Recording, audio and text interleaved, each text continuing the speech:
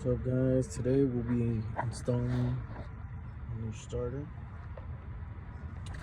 You guys can see I've been hammering the starter for the last like 4 months or more, maybe a year. It's overdue. So we'll be installing that. I'll be in the description. Got tools over there. I believe it's a 14, a 12, and a 10. So let's grab this filter real quick.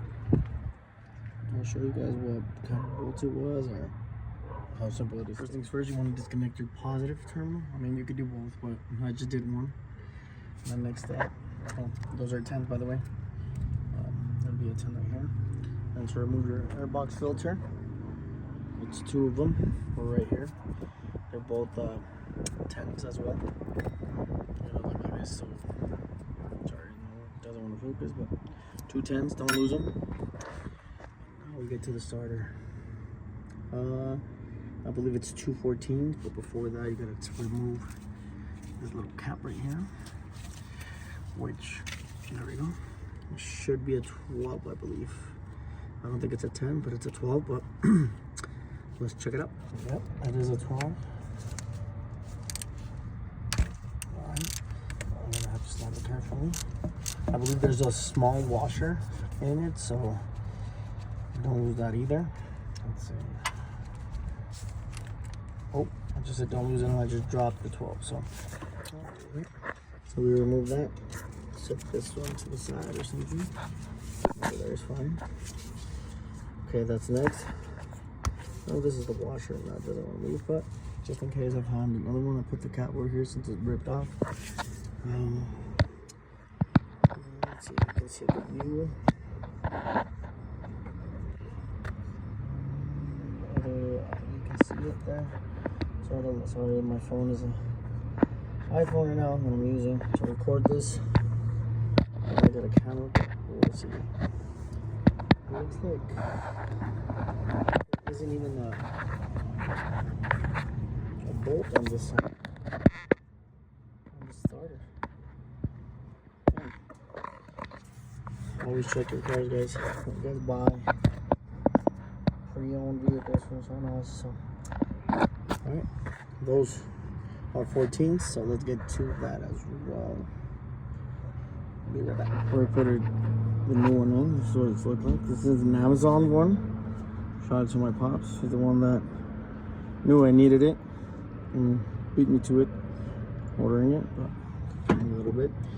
I was hoping I get that extra 14, but I guess I'll go buy that one on my own. Let's try to get this one. The extension of the 14 are in. It was a little bit challenging, but nothing too crazy. What's next? Yeah, let's break this loose. We might need a little bit of leverage to break it loose. Okay, it is loose. I had to use my jack stick, whatever you want to call it, to put it in this, on top of this, and give it a good elbow grease and crack that thing off. Finally, yeah, let's get this thing off. Another thing I forgot to mention, this thing was this little thing right here. Sorry for the lining. It's connected down below this one. Just give it a good pull, and it comes right off. Yeah. So as of now, looks like it's loose. Let's see. Oh, I got a few clips that I got clips from the actual harness that connects to this. I apologize for all the stops and all that, but this little 10 bolt is the one that holds all those harnesses into somehow to the starter, so it should come out now. Yep, there we go.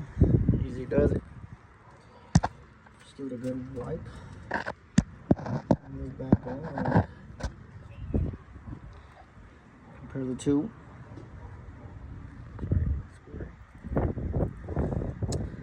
Yep, let's check it out. It's getting a little bit dark. Sorry, excuse all the dirt. Passive has had a few dust storms in the last few weeks. Poor girl, haven't been able to clean her, but we will. So I'll check that it's lined up. It's bolted down. Like I said, apparently we're missing one bolt right here, which we will definitely get with the in today, tomorrow. Maybe tomorrow. Everything's closed already over here. But yeah, let's finish up this, put it together, and hopefully the battery didn't die, because I haven't turned it on in a few days. So let's check out. So the Amazon starter spot is within bolt. That will go right here. So we can get back our harness right where we found it. Let's put this bad boy on. They look to be 12s, so it should be the same as what we started with here. So make sure you line it up. Line it up pretty decent, I want to say. It's not going to be in the way of other things, especially if we're going to install the Ford before.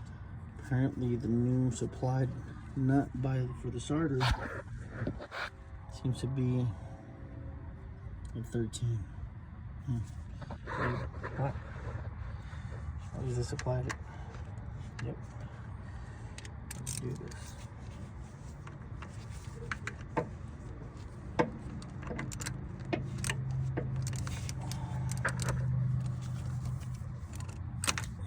Now you guys put your little cap back on if you want to. I do need a new one.